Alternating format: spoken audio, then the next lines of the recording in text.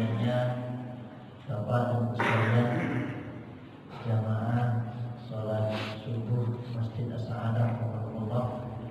Pada pagi hari ini kita bisa melaksanakan amal soleh sholat subuh berjamaah di masjid, dan insya Allah akan kita lanjutkan dengan kajian beberapa saat dari kitab Riyadhus Shalihin insya Allah. Kemudian nanti kita akan tutup dengan sholat duha, dan semoga hari kita pada hari ini hari diberkahi oleh Allah Subhanahu wa Ta'ala. Amin amin ya rabbal alamin. Bapak dan Ibu sekalian rahimahullah, sebelum saya lanjutkan mulai dari kajian kitab Riyadhus Shalihin, insyaallah pada hari ini kita akan melanjutkan tentang bab istihbab tashmidul atis idza hamidallah, yaitu bab tentang mengucapkan alhamdulillah atau doa yarhamukallah. Tashmid itu mendoakan yarhamukallah untuk orang yang bersih, dan orang itu mengucapkan alhamdulillah. Dan karahatu tashmidihi idza lam yahmadillah, dan makruhnya mengucapkan yarhamukallah bagi orang yang bersih tapi tidak mengucapkan alhamdulillah. Sebuah adab etika yang luar biasa yang diajarkan oleh Rasulullah Sallallahu Alaihi Wasallam, bagaimana hidup bermasyarakat. Yang akan kita bahas nanti tentang ada sorohah, keterus terangan dalam kehidupan sehari-hari, dan itu dilakukan oleh para sahabat dan juga dilakukan oleh Rasulullah Sallallahu Alaihi Wasallam, dan tidak menjadikan sebuah keraguan di hati dengan temannya atau sahabatnya atau saudaranya, sehingga itu merusak namanya hubungan sosial tersebut. Nanti kita akan jelaskan. Tapi sebelum itu, Bapak sekalian, saya ingin berbagi cerita dan sekaligus berbagi perasaan dan sekaligus mohon doa. Pada tanggal 5 Februari yang lalu, Allah Subhanahu wa Ta'ala memanggil orang tua saya, Bapak Haji Istamar Suhadi rahimahullah, meninggal dunia pada hari Jumat, hari Sabtu tepatnya. Mungkin seperti ini, tapi dini hari pukul 00.30 di Rumah Sakit Suyoto, Jakarta Selatan, di ICU. Setelah mengalami perawatan kurang lebih bolak-balik rumah sakit keluar masuk itu, mungkin sekitar sebulanan. Sempat 2 kali masuk UGD, kemudian 3 kali masuk ICU, 2 kali masuk ICU COVID, kemudian terakhir sekali masuk ICU non-COVID. Di antara masuk ICU dan keluar ICU itu, baru masuk itu sempat 2 kali dirawat di ruang perawatan. Sebuah perjalanan yang mungkin saya ingin berbagi sedikit pada Bapak Ibu sekalian. Ada beberapa pelajaran yang ingin saya berbagi. Yang pertama adalah pelajaran tentang bagaimana kita bersikap dengan orang tua. Ini terutama kepada jamaah yang masih muda, yang mungkin akan merawat orang tua atau seharusnya merawat orang tua. Banyak di antara kita sibuk dengan kehidupan kita, sibuk dengan kehidupan kita. Banyak yang dilakukan dengan amal soleh. Salah satu alasan dan motivasinya adalah ingin meraih surga. Ingin meraih surga. Saudara-saudaraku sekalian yang masih muda-muda, yang masih punya orang tua, banyak orang yang mendapatkan surga pergi jauh, bekerja jauh, kemudian sampai misalnya ya dia melakukan dengan modal banyak, dengan pikiran yang luar biasa. Tapi ingatlah bahwasanya ketika Anda memiliki orang tua yang sudah waktunya dirawat, Anda sebenarnya meninggalkan surga yang ada di hadapan Anda dan mencari surga yang entah apakah Anda bisa mendapatkan dan atau tidak. Dan ketika kita mendapatkan orang tua, berarti ada surga di rumah kita. Itu perlu kita sadari. Seorang yang adil, ya, al-mu'minu kayyisun fatil. Seorang yang beriman itu orang yang cerdas. Maka lam yatakhalla 'an jannati wa hiya fi baitihi. Tidak akan pernah meninggalkan surga selagi surga itu ada di rumahnya. Sehingga kalau Rasulullah SAW menjelaskan tentang masalah orang tua ini, merugilah seseorang yang mendapatkan orang tuanya dan dia tidak masuk surga gara-gara merawat orang tuanya yang sudah sepuh itu, maka dia sangat merugi. Padahal kalau kita di tempat yang lain itu kita tidak mendapatkan surga, tidak disebutkan seperti itu. Gitu. Sehingga dalam hal ini Bapak sekalian dengan Allah SWT, orang tua adalah kesempatan Anda mendapatkan surga dan Anda akan menyesal ketika Anda tidak mendapatkan nanti di akhir. Itu urusan kita dengan Allah SWT, tapi usaha kita apa? Itu yang pertama. Surga itu Bapak sekalian, terutama yang masih muda-muda, yang masih punya orang tua, yang merawat orang tua, bukan hal yang mudah untuk kita dapatkan. Bukan hal yang mudah untuk didapatkan. Tapi untuk mendapatkan itu kita perlu menyiapkan diri kita. Artinya berarti ketika kita ingin mendapatkan surga itu, kita memang punya program surga, itulah berarti. Sehingga kita mengkondisikan diri kita, mengkondisikan keluarga kita, istri kita, suami kita, mengkondisikan anak kita, mengkondisikan cucu kita. Nah, wahai istriku, wahai suamiku, ini program surga kita yang limited edition, ada batasnya. Sehingga ketika kita menjalani kehidupan dan bersama dengan orang tua kita yang tadi Bapak Ibu sekalian, kita tidak ada mengeluh, tidak ada capeknya, tidak ada capek, tidak ada mengeluh, tidak ada sesuatu yang kita ucapkan sedikit pun, gitu ya.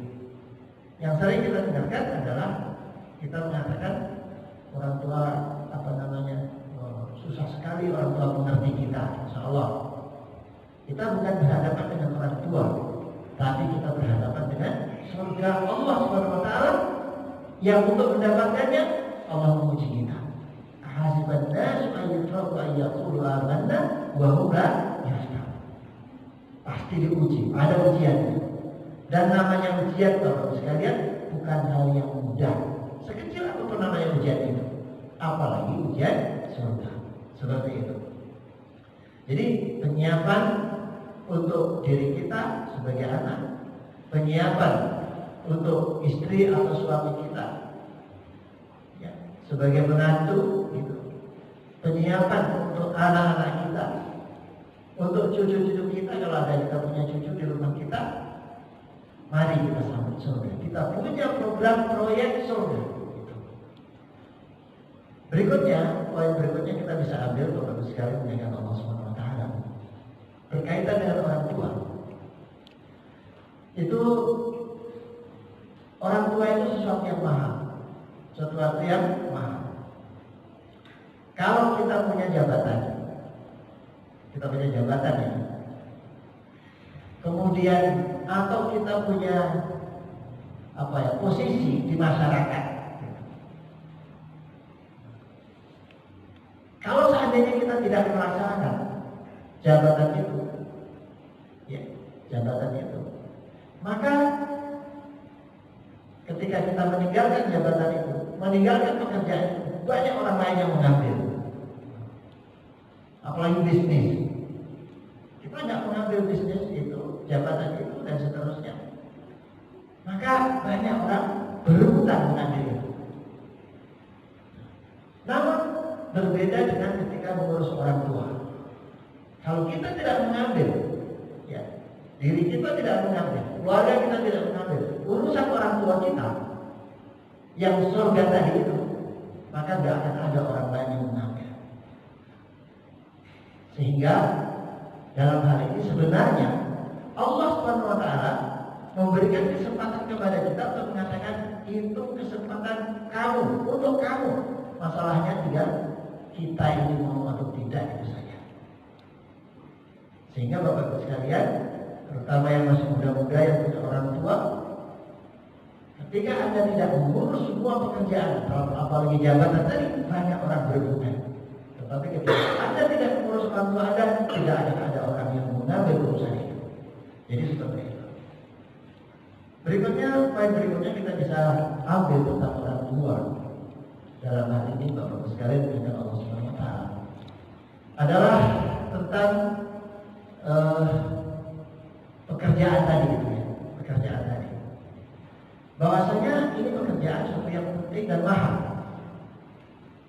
Orang tua kita itu mahal. Kita ambil contoh sesuatu yang mahal itu, yaitu kita punya emas misalnya. Emas adalah sesuatu yang mahal. Ketika kita punya barang mahal, kita punya barang mahal itu, ya, maka ketika kita jual, banyak orang mau, gitu ya. Dan ketika kita hargakan kepada orang lain, barang itu mahal. Saya punya emas 100 gram. Sekarang harga emas berapa? 500.000 ya, atau lebih. 900, Masya Allah, pasar emasnya ketahuan ini. 900.000. Tapi saya bisa punya 100 gram. Berarti sekitar 90. Iya 90. Kurang lebih ya, 90 juta. 90 juta. Orang tahu harganya 90 juta ini mahal. Dan ketika ada barang emas Anda bawa ke toko emas, hari itu Anda bawa, hari itu juga jadi duit. Itu emas, itu luar biasa. Artinya emas itu satu yang mahal, harganya mahal, ya. Dan ketika dijual, itu lakunya juga cepat dan mudah. Orang tua kita mahal, Bapak sekalian. Orang tua kita mahal. Karena apa? Gantinya tadi ketika Anda bisa merawat orang tua Anda sampai dengan mengantarkannya husnul khotimah, Anda akan mendapatkan surga. Itu mahal. Namun harga mahal ini tidak ada orang yang tahu. Hanya orang yang tahu tentang mahalnya saja yang tahu tentang mahal. Beda dengan emas, semua orang tahu. Karena apa? Tidak semua orang paham tentang hal ini. Nah, kemudian barang mahal tidak bisa Anda jual. Ketika ada umumkan, hai Bapak sekalian, saya punya barang harganya surga, siapa mau beli orang tua saya? Nggak ada. Nggak akan ada. Sehingga di sini Bapak sekalian yang dikatakan Allah Subhanahu wa taala, sesuatu yang mahal itu tadi, ya, akan menjadi mahal bagi orang-orang yang diberikan pemahaman oleh Allah Subhanahu wa taala sesuatu yang mahal. Yang terakhir, Bapak sekalian dengan Allah Subhanahu wa taala tentang sebagai orang muda yang punya orang tua yang merawat orang tua. Merawat dengan orang tua itu masalah hati, ya, masalah hati. Sehingga ketika ketika kita berbicara masalah hati itu erat kaitannya dengan perasaan. Gitu ya. Salah satu yang saya nasihatkan adalah ketika sudah berhubungan dengan orang tua yang oleh Allah Subhanahu wa taala ketika usia itu sudah semakin tua, yuraddu ila ardhil umr. Orang tua tadi manusia itu dikembalikan seperti anak-anak. Gitu ya, seperti anak-anak. Sehingga gitu ya, perasaan itu sangat-sangat dimainkan di situ oleh seorang anak tadi. Maka saya menanjurkan ketika sudah berhadapan dengan orang tua, maka jangan pakai perasaan. Jangan pakai perasaan. Karena kalau Anda pakai perasaan, maka Anda akan kalah, kemudian Anda akan putus asa, dan Anda akan menyerah mudah. Saya nggak sanggup lagi terus orang tua. Karena apa? Perasaan itu tidak ada batasnya. Tapi ketika Anda tidak punya perasaan, sudah. Apapun yang diomongkan saya terima karena ini surga ini. Entah menyinggung, entah apa, entah yang diomongkan dan seterusnya, dan seterusnya. Maka nggak akan kita masukkan ke dalam perasaan kita. Gitu ya. Yang jelas adalah Bapak Ibu, saya adalah putramu, putrimu. Mohon maaf apabila ada sesuatu yang tidak berkenan. Yang lain omongannya apapun misalnya. Salah satu yang saya rasakan dengan orang tua itu, yang selama ini orang tua saya itu tidak pernah berkata seperti itu, gitu ya. Masya Allah, itu diucapkan ketika sakit, ketika kami rawat. Saya suapin, bapak ayo makan, bapak ayo makan. Nggak mau, mau katanya. Bapak saya nggak mau makan. Masya Allah, itu perjuangan luar biasa. Saya juga tidak tahu, mungkin karena faktor kalau kata dokter sih, itu intinya asam lambungnya naik sehingga mudah untuk tidak menerima makanan. Karena kita sebagai anak kita suapin terus begitu. Apa katanya Pak? Kamu ini jadi anak kok nggak taat sama orang tua. Aku udah nggak mau makan. Kamu ini saya jadi anak taat kepada orang tua kan harus gitu ya. Tapi ketika orang tua melontarkan di situ, logika kita mengatakan ini bukan sesuatu ada tempatnya. Kemudian ketika kita paksakan seperti itu, kita jelaskan, Bapak, Ibu, misalnya, Bapak, kalau saya dengan Bapak saya, Bapak, orang yang sakit itu harus makan. Ibadahnya orang sakit adalah sabar. Ibadahnya orang sakit itu berdoa kepada Allah Subhanahu wa taala mohon kesembuhan. Ibadahnya orang sakit itu minum obat, dan ibadahnya orang sakit sebelum minum obat adalah makan. Oh, bagus Pak ya, alhamdulillah gitu ya, benar gitu ya. Kata dokter sudah kita jelaskan. Apa katanya? Nah, kamu gitu ya katanya. Setelah kamu disekolahkan pintar-pintar, kamu sekarang ngajarin orang tua ya. Kamu ngajarin orang tua ya. Masya Allah. Udah sekarang bantah, kamu sekarang sok pintar lagi ngajarin orang tua. Ya Allah. Ini kalau kita bantah, Pak, Masya Allah, selesai. Selesai itu. Nah, tapi ketika ini sadar ya Allah, ini surga ini. Saya dipuji, ini kita dipuji. Nah, saya cium tangannya, Bapak, maafkan saya kalau saya tidak taat. Semoga Bapak berkenan. Saya cium tangan.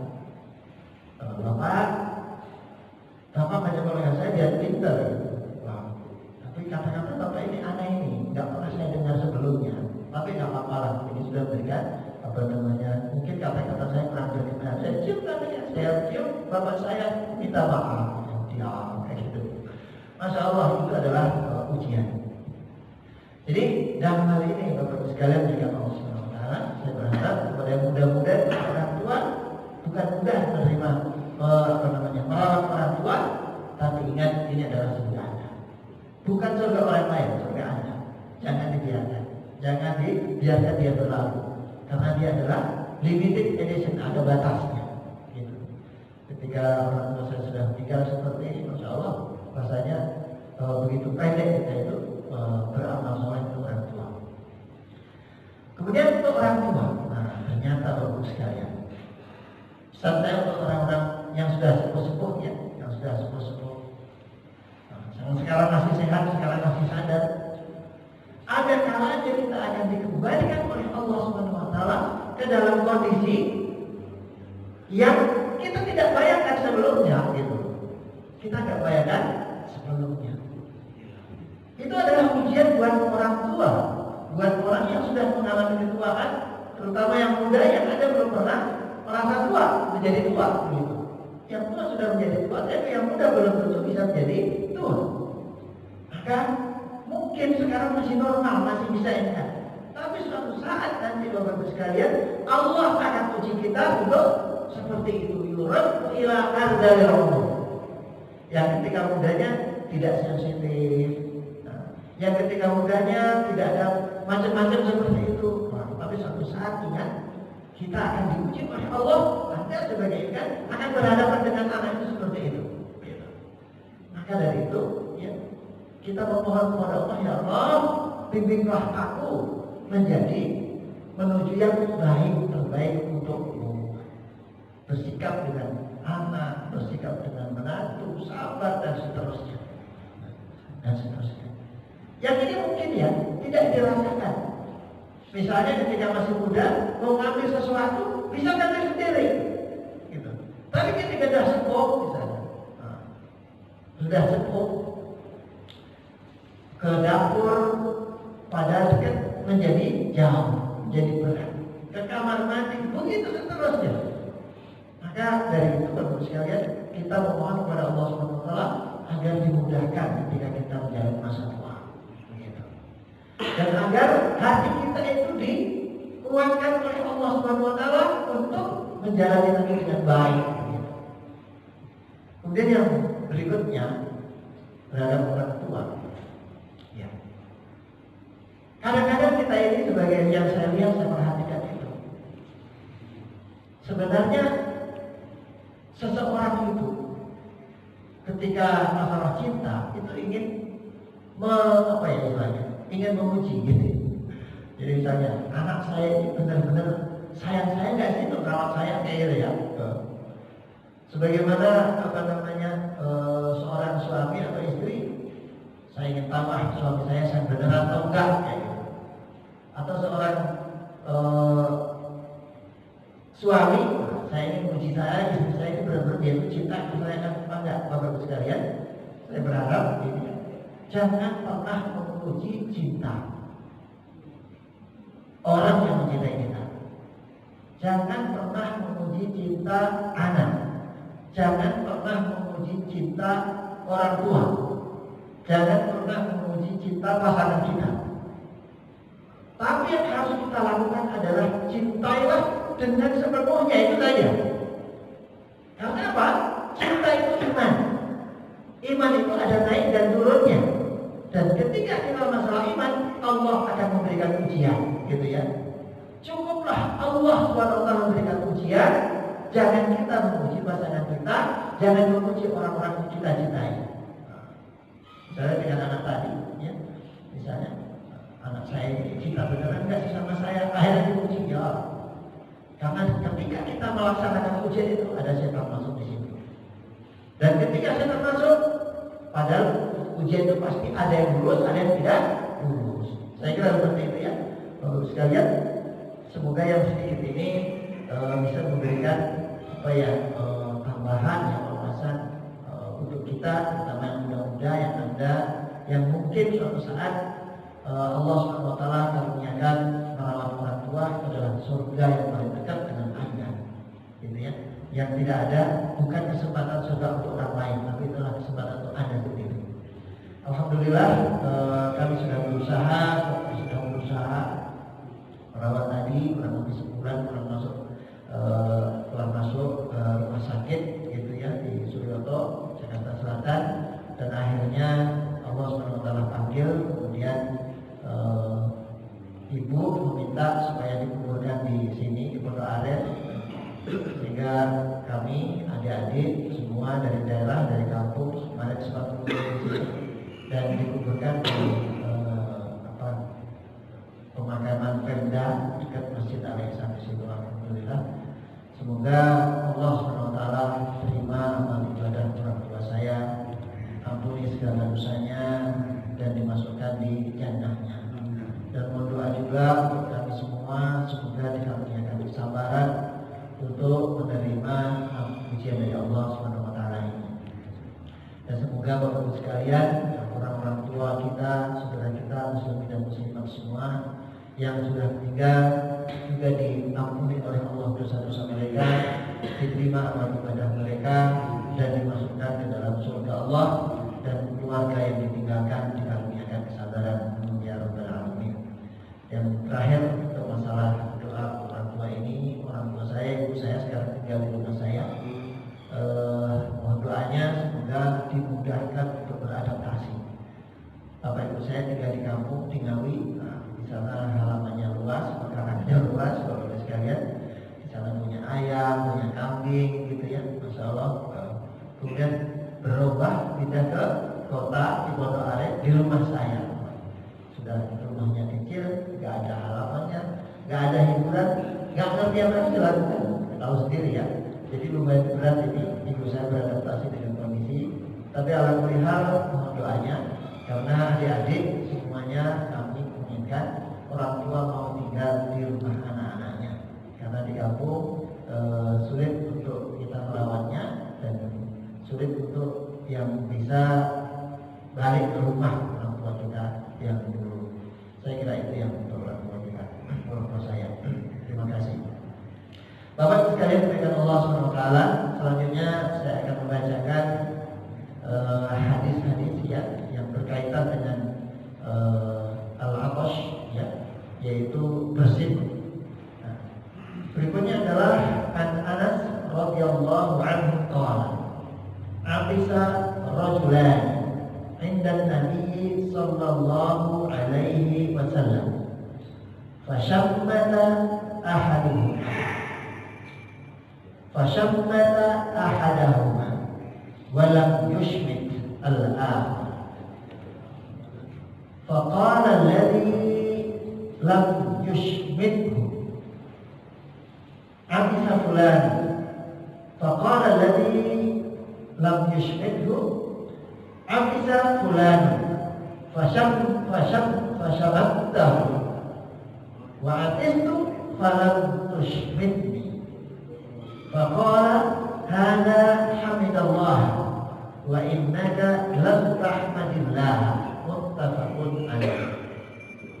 An Anas radhiyallahu anhu qala abisa rajulan inda Nabi sallallahu alaihi wasallam fashammata ahadahuma wa lam yushmit al-akhar faqala alladhi lam yushmithu abisa fulan fashammatahu wa atistu falam tushmitni faqala hadha hamidallah wa innaka lam tahmadillah muttafaqun alaih. Artinya adalah dari Anas radhiyallahu anhu berkata, Rasulullah sallallahu alaihi wasallam dikisahkan abisa rajulan inda Nabi sallallahu alaihi wasallam fashammatahu ahadahuma. Dua orang laki-laki dari sahabat Rasulullah SAW itu bersin. Dua orang. Kemudian Rasulullah SAW ketika melihat dua orang bersin, yang satu Rasulullah SAW mengatakan bersabda untuk yang bersin yang satunya, Yarhamullah, Yarhamukallah, semoga Allah merahmatimu. Walam yushmit al-akhar, dan beliau tidak mengucapkan doa tadi Yarhamukallah untuk yang lain. Maka sahabat yang tidak mengucapkan yarhamukallah ketika dia bersin bertanya kepada Rasulullah. Dia bersin, wahai Rasulullah, dan Anda mengucapkan yarhamukallah untuk dia. Saya juga bersin, wahai Rasulullah. Ya. Tapi kenapa engkau tidak mengucapkan yarhamukallah, semoga Allah merahmatimu? Maka Rasulullah SAW menjawab, saya mengucapkan doa untuk dia yarhamukallah karena dia saat bersin mengucapkan alhamdulillah. Sedangkan Anda tidak mengucapkan alhamdulillah, sehingga Anda tidak mengucapkan doa yarhamukallah untuk Anda. Di sini Bapak sekalian yang dimuliakan Allah Subhanahu wa taala, pelajaran yang luar biasa ya, yang luar biasa tentang masalah keterus-terangan. Nah, keterus-terangan. As-shalah. Nah, ini penting dalam kehidupan kita sehari-hari. Ya. Sehingga apa? Apa yang kita lakukan terhadap orang lain dalam kehidupan sosial kita, dalam kehidupan rumah tangga kita, dengan adanya keterus-terangan tadi itu menjadikan kita itu menjadi tenang. Ada sebuah pertunjukan sulap gitu ya. Pertunjukan sulap. Kita melihat ada orang melakukan sulap. Bagus sekali. Menarik, luar biasa. Nah, setelah kemudian pertunjukan, maka kemudian dia menunjukkan, begini loh cara mainnya, seperti itu. Begini loh cara mainnya. Setelah dijelaskan tentang cara mainnya sulap tersebut yang tadinya kita kagum luar biasa, setelah tahu caranya, maka nggak ada yang aneh. Ya cuma begitu ternyata. Nah. Sehingga ada ungkapan pepatah Arab mengatakan, "Idza dhahara sabab, dha'al ajab. Idza dhahara sabab, dha'al ajab. Idza dhahara sabab, dha'al ajab." Kalau sudah diketahui sebabnya, rahasianya sudah diketahui, maka nggak ada yang mengagumkan lagi, nggak ada yang aneh. Jadi seperti itu. Oh, cuma begitu saja. Ketika kita melihat sulap lagi yang seperti itu, maka kita nggak seperti pertama, nggak kagum begitu. Kenapa Bapak sekalian? Karena diketahui sebabnya. Begitu juga dengan kehidupan kita dalam pelajaran yang diajarkan oleh Rasulullah SAW tentang bersin ini. Ya. Bagaimana seorang di antara kita berinteraksi sosial itu ada ketenangan di sana. Maka ada ungkapan fis sarahati rahah. Fis sarahati rahah. Fis sarahati rahah. Dalam keterus-terangan itu ada ketenangan. Nah, ada ketenangan. Keterus-terangan itu gitu ya, menjadikan kita tenang. Sehingga orang yang ada di sekeliling kita tidak menunjukkan ataupun tidak menganggap sesuatu itu ada yang ganjil aneh. Oh, sikapnya seperti itu. Itu yang diajarkan oleh Rasulullah SAW.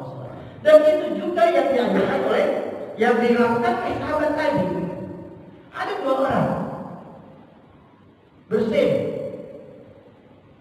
di hadapan Nabi SAW. Yang satu bersin. Rasul mengatakan, ya Allah, semoga Allah merahmatimu. Yang satu lagi bersin juga, tapi Rasulullah diam baik, diam aja. Diam aja. Nah, kalau kita Bapak sekalian orang Indonesia itu kayaknya kita diam deh, nggak akan nanya. Tapi kita bertanya-tanya tuh, sampai pulang ke rumah, sampai berhari-hari.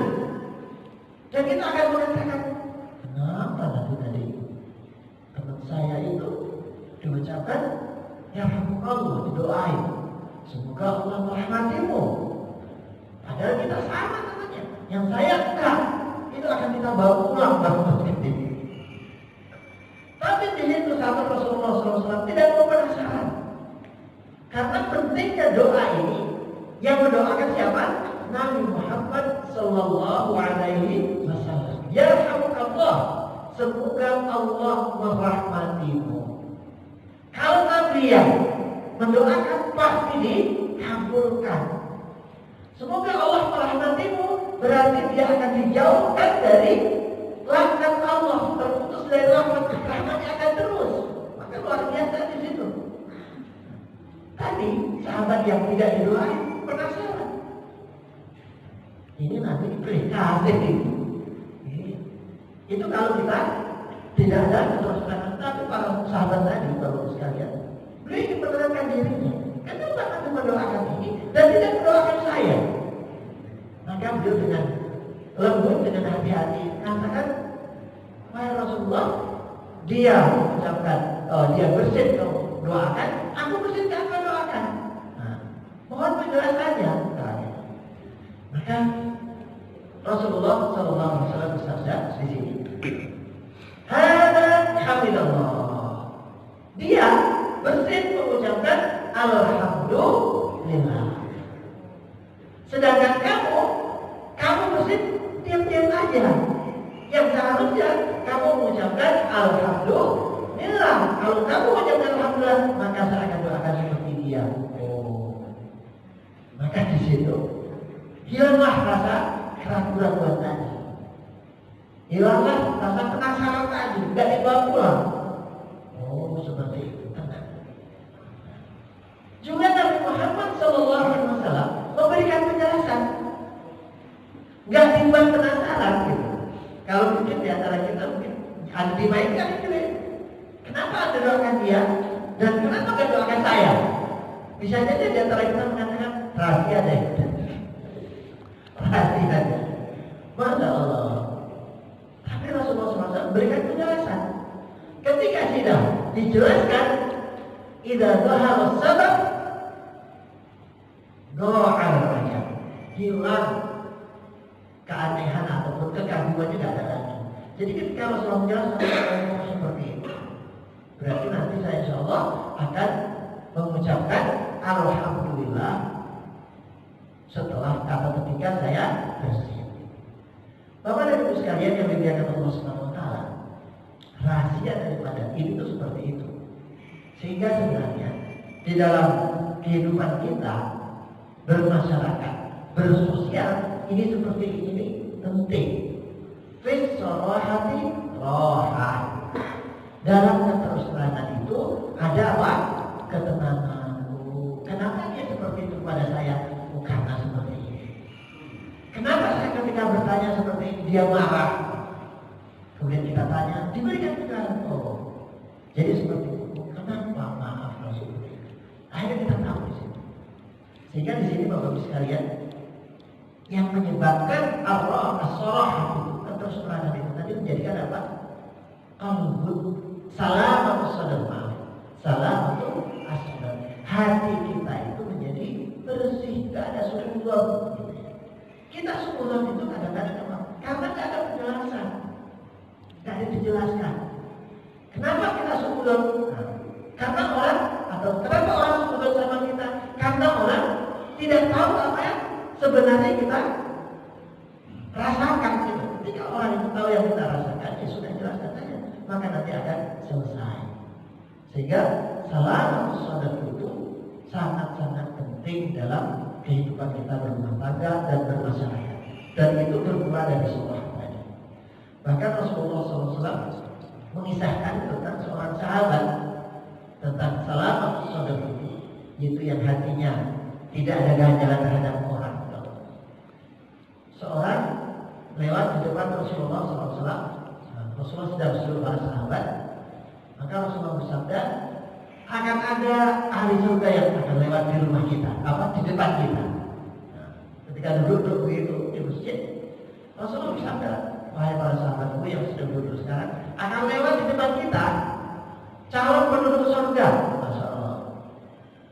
Lewatlah si fulan ini, sahabat. Tidak dijelaskan di situ sahabatnya. Artinya bukan sahabat yang terkenal seperti Abu Bakar, sahabat biasa. Kemudian berikutnya, pada hari berikutnya, Rasulullah bersabda lagi, akan lewat di depan kita calon penduduk surga katanya. Calon penduduk surga. Pas ketika orang kemarin lagi yang lewat, itu lagi, Masya Allah. Pas hari ketiga, Rasulullah tidak bersabda lagi, akan lewat di depan rumah kita, di depan kita ini, akan lewat depan kita ini, calon penduduk surga. Pas ketika diterima, orang itu lagi. Jadi 3 hari berturut-turut. Seorang sahabat dikatakan sebagai calon penghuni surga itu orang itu saja. Nah, seorang sahabat biasanya sahabat penasaran. Salah satunya adalah Abdullah bin Abbas. Abdullah bin Abbas adalah sepupu Rasulullah dan sahabat yang masih masih kecil, masih muda, masih muda dibandingkan Rasulullah SAW, masih muda. Yang beliau dikaruniakan didoakan oleh Rasulullah SAW, Allahumma faqihhu fid-din wa 'allimhu at-ta'wil. Ya Allah, pahamkan anak ini, yaitu Ibnu Abbas, tentang agama Islam dan ajarkan kepada dia tentang bagaimana menafsirkan Al-Quran. Jadi ilmunya luar biasa. Sahabat Ibnu Abbas ini masih muda, tetapi beliau termasuk menjadi ulama sahabat. Ulama di antara kita itu sudah hebat, apalagi di tengah para sahabat, ulamanya para sahabat luar biasa di situ. Sehingga Ibnu Abbas itu penasaran, ini apa rahasianya orang ini? Ini bukan seperti Abu Bakar, ini bukan seperti Umar yang terkenal, yang hebat dan seterusnya. Ini sahabat biasa, bukan tokoh begitu. Tadi dikatakan oleh Rasulullah akan lewat di depan kita calon penduduk surga selama 3 hari 3 kali berturut-turut. Padahal yang bersabda adalah Nabi. Maka beliau penasaran, didatangi rumahnya, Kalau di sahabat saat itu bagus sekalian, walaupun dia bertetangga, dia minta izin kepada saudaranya tadi itu, wahai saudara, saya ingin bertamu di rumah Anda, menginap di rumah Anda, boleh enggak? Katanya, boleh. Bertetangga ini, satu komplek ya, datang ke tempat temannya. Kalau kita ya, saya ingin nginap di rumah kamu gitu ya, ingin nginap di rumah kamu. Nah, kalau kita di sini kita akan bertanya ngapain katanya gitu ya. Tapi itu sama Rasulullah seperti itu. Jangan. Namanya bertamu itu boleh, dengan kapan saja. Nginap juga boleh, itu hanya tamu sebenarnya kan gitu. Dan haknya tamu selama untuk dilayani selama 3 hari.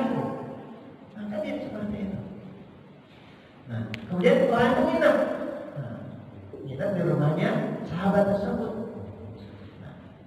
Dan para sahabat Bapak-Ibu sekalian yang Allah Subhanahu wa taala, apa yang mereka lakukan itu ya, saling dilihat oleh mereka.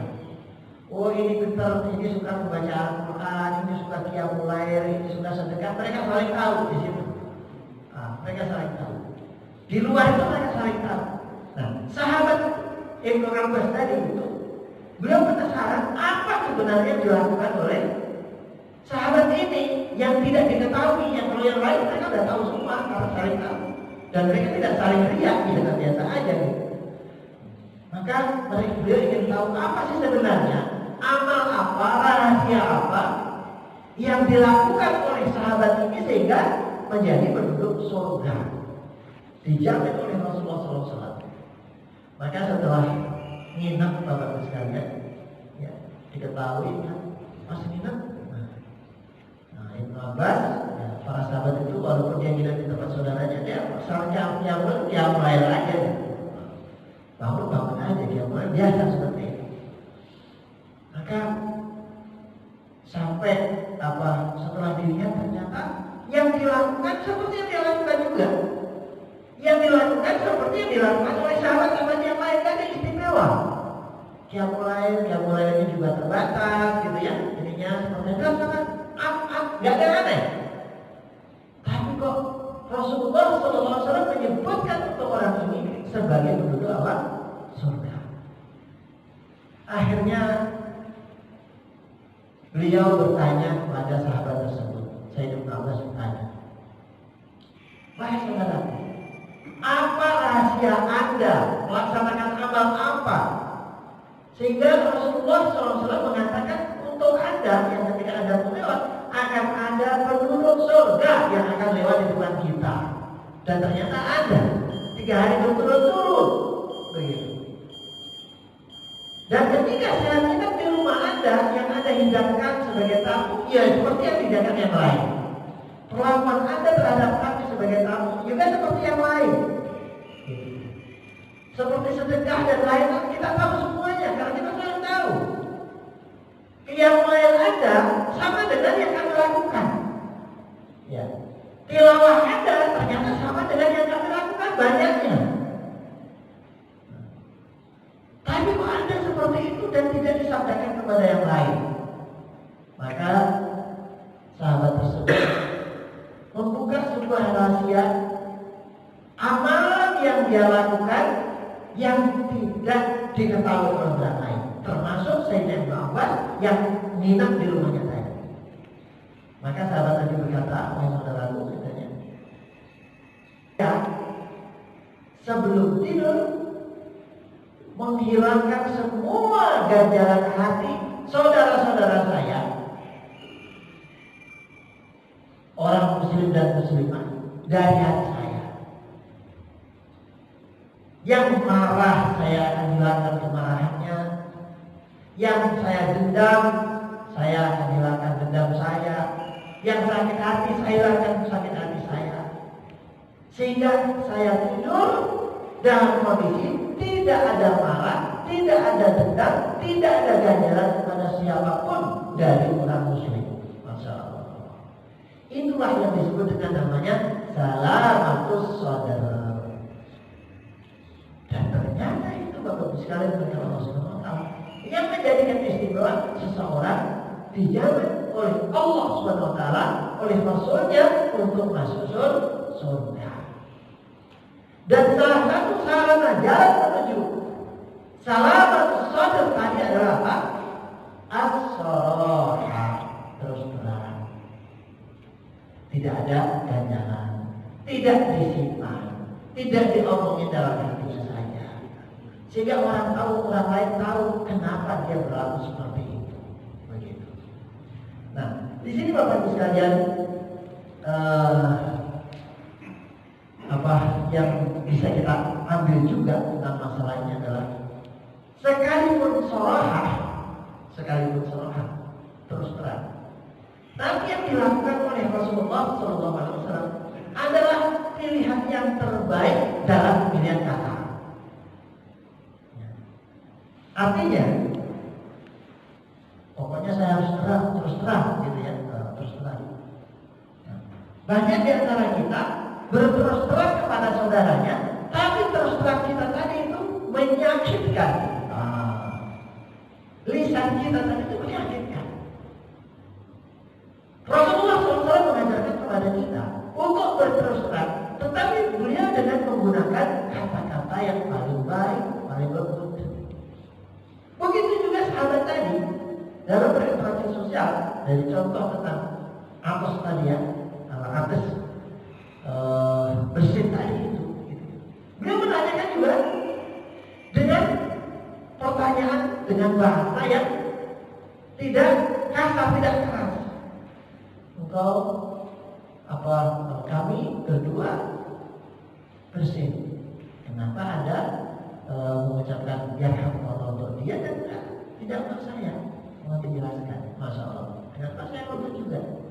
Dan Rasulullah SAW itu ya juga memberikan penjelasan dengan bahasa yang lembut yang akhirnya menjadi rohah tadi itu. Maka Bapak sekalian, begitu juga dengan kita. Sekalipun kita ingin berterus terang, tapi gunakanlah kata-kata yang paling halus, paling lembut, ya, sehingga apa? Bisa diterima oleh saudara kita dan tidak melahirkan apa? Kemarahan di dalam hati.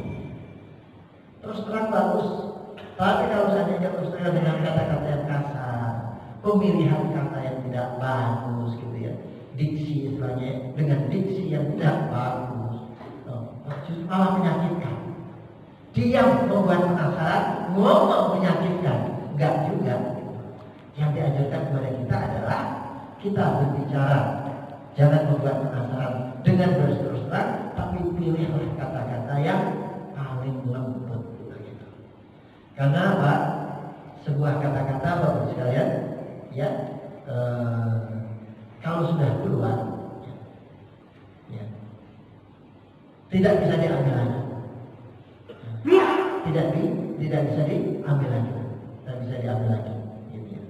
Sesungguhnya apa yang terjadi pada ungkapan seseorang itu, kalau sudah menusuk ke dalam hati, maka dia sangat-sangat dahsyat. Setajam-tajamnya benar, sekecil-kecilnya setajam-tajamnya jarum, sekecil-kecilnya jarum yang bisa menusuk kain dengan yang kecil seperti itu sangat istimewa, luar biasa. Nah, itu lisan itu lebih tajam tadi daripada jarum, seperti itu, menyakitkan lebih daripada jarum. Bahkan kalau itu sudah merusak mengikat ke dalam hati. Innal quluba idza tanafara duha mithlu sujajati kasruha la yushrab. Seorang penyair mengungkapkan tentang betapa hati itu sangat-sangat sensitif. Itu diungkapkan seperti kaca. Hati itu kalau sudah retak, maka tidak akan bisa ditambal. Nggak akan bisa ditambal. Seperti sebuah kaca. Kalau sudah retak, kasruha la yushab, tetap ada kasih apapun masih ada bekasnya. Oh, ini tidak retak ya. Jadi seperti itu. Jadi sekalipun kita diminta untuk shorohah, berterus terang, ya. Kemudian karena fisarahati rahah, dalam berterus terangan itu ada ketenangan, tidak membuat penasaran, begitu. Tapi dengan menggunakan kata-kata yang paling lembut, ya, yang paling lembut, sehingga apa? Tidak melahirkan luka. Kalau sudah melaksanakan paling lembut, luka juga sudah itu paling manfaat kita. Jadi seperti itu Bapak sekalian. Ini luar biasa Bapak sekalian, sehingga kita dalam bermasyarakat, apalagi lagi bermedsos begitu ya, maka kita tidak akan mudah untuk mengungkapkan dengan kata-kata yang kira-kira menyakiti, yang akhirnya malah merusak. Kebaikan sosial itu untuk membangunnya, untuk membentuknya itu memerlukan waktu yang lama. Menyatukan hati itu memerlukan waktu yang lama. Tapi untuk merusak nggak perlu waktu jam-jaman, detik, menit, satu kata pun bisa merusak kondisi kebaikan sosial tadi. Saya kira itu Bapak sekalian dengan Allah SWT tentang pelajaran dari atas, yaitu supaya kita ketika bersin mengucapkan alhamdulillah. Kemudian yang mendengarkan orang yang bersin mengucapkan alhamdulillah tadi mendoakan dengan mengucapkan yarhamukallah. Kemudian yang kedua pelajarannya adalah makruh hukumnya. Makruh hukumnya di sini Imam Nawawi berikan kesimpulan, orang yang bersin tanpa mengucapkan alhamdulillah, orang yang mendoakan yarhamukallah itu makruh hukumnya. Karena di sini Rasulullah SAW jelas memberikan contoh dalam kedua orang yang kondisinya berbeda. Dan kemudian berikutnya adalah yaitu keterus-terangan itu menjadikan kebaikan, rohah, ketenangan bagi semua pihak yang ada di sekitarnya. Yang terakhir pelajarannya adalah sekalipun kita berterus terang, gunakanlah bahasa dan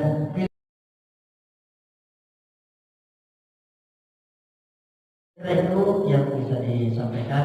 Kurang lebih mohon maaf. Mungkin ada yang disampaikan, ditambahkan, maka silakan Bapak. Kalau tidak ada jangan dipaksakan. Karena sahabat sudah menunggu di rumah ini, insya Allah. Kalau tidak ada Bapak sekalian, saya kira cukup sekian. Aku lupa lihada, wastaghfirullah wa lakum, walakum salah dan khilaf dimaafkan. Assalamualaikum warahmatullahi wabarakatuh. Waalaikumsalam warahmatullahi wabarakatuh. Subhanakallahumma bihamdika asyhadu an la ilaha illa anta astaghfiruka wa atubu ilaik. Sebelum meninggalkan masjid untuk melaksanakan sholat syuruk, bisa 2, bisa 4, ya sampai 8 silakan. Ya. Terima kasih.